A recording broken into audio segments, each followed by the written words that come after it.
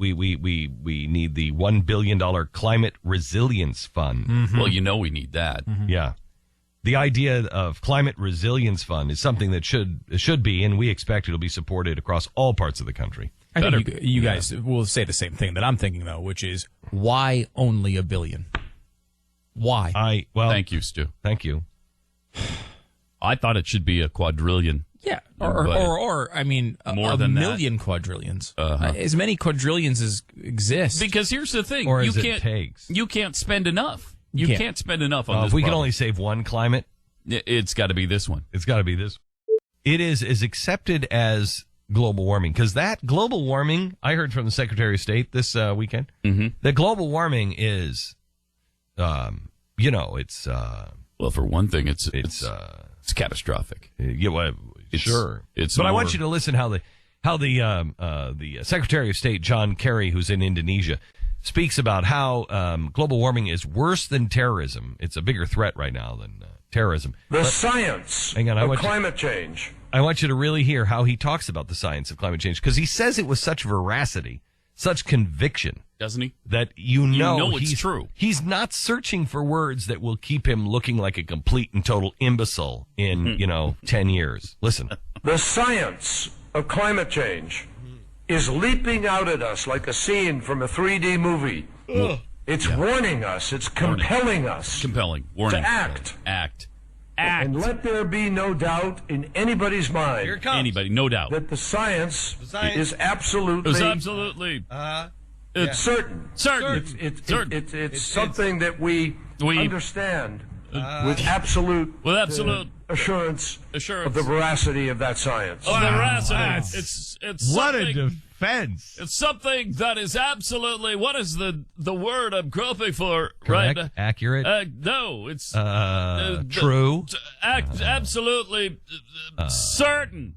There's certain certitude to this information. Certain what? That this information is so it's accurate. It's you can't even true. It's something that can't be contested. I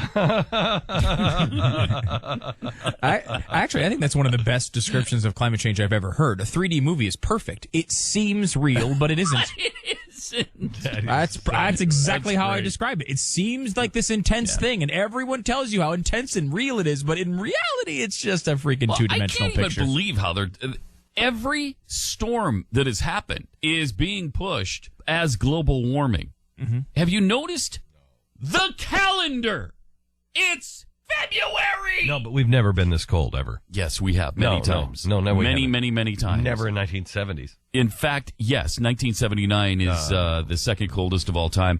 And you know what the colder year was than 1979? No, 1899. So I'm not sure. Well, but that what was caused what was that. happening in the obviously the great CO2, the whole CO2 thing of 1899, disaster of 1899. That's right, and that happened. That's that was right. Like that was crazy back. And then. they didn't even know at the time. Like everybody was like running around and they were out of breath. And what happens when you're breathing out? Oh, CO2. So everybody's like, man, I can't wait till we get cars because I have got to run to the store right now. And so everybody ran at the same time. Yeah, and it was such high CO2, and it was like a hockey stick. Well, but they didn't really have hockey back then, so it was just like a crooked stick.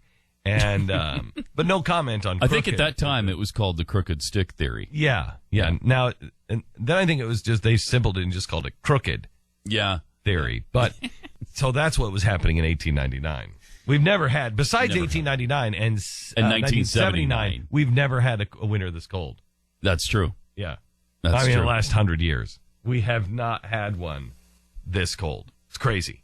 That's how bad it is. It's the third coldest. If it stays on track. If February ended today, which it'd be really weird if it ended today, and it's not going to, but if it ended today, it'd be the third coldest, other than 1979 and 1899. So wait a minute. You're saying now how do we know that this isn't going to happen because of global warming? If you're saying to me, Glenn, it's the 17th of February. Right. Today. Yeah. Tomorrow is March 1st. You're saying that can't happen? No, it can't. The science is in it can. the science is in, it can. It can. It can. Well, happen. it's almost, if you would, it will. It's, I mean, it's like it's almost certain. It's There's a certainty. There's a certain certitude. Yeah. To the certainty. To the certainty. You can't just. You can't. Deny. You can't even say anything with beyond a doubt that it will happen because it won't. Or will. I mean, I believed it wouldn't before I believed it would. Play his. Listen to this. This is crazy. He's talking about, in this same speech, he's talking about how global warming is much worse for us. Much worse. Bigger threat. In India, he's saying this. Than terrorism. The science of climate change is leaping out at us like a scene from a 3D movie. Boo! It's warning us. It's compelling us. Yeah. Warning and compelling. Act. And let there be no doubt in anybody's mind. Let there be no doubt that the science is absolutely certain. Certain. That's what it is. It's something that we understand. Understand. With absolute assurance of the veracity of that science. The veracity of that science.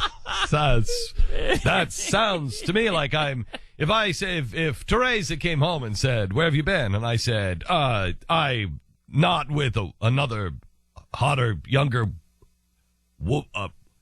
you." And let me tell you right now that what I'm telling you, Teresa, is absolute. It's veracity. You can trust the veracity of my being certitude. Home with you right now. Because I am. That's what he would say. I am home right now. I'm home with you. I've been and home. Outside, if you look, it's cold. And I'm not outside. I'm with you. And you're hot. You believe that I've loved you and not your money for all these years. That's how stupid you are. So I'm just saying I have nothing. I'm not married to you because of the yacht or the ketchup money at all.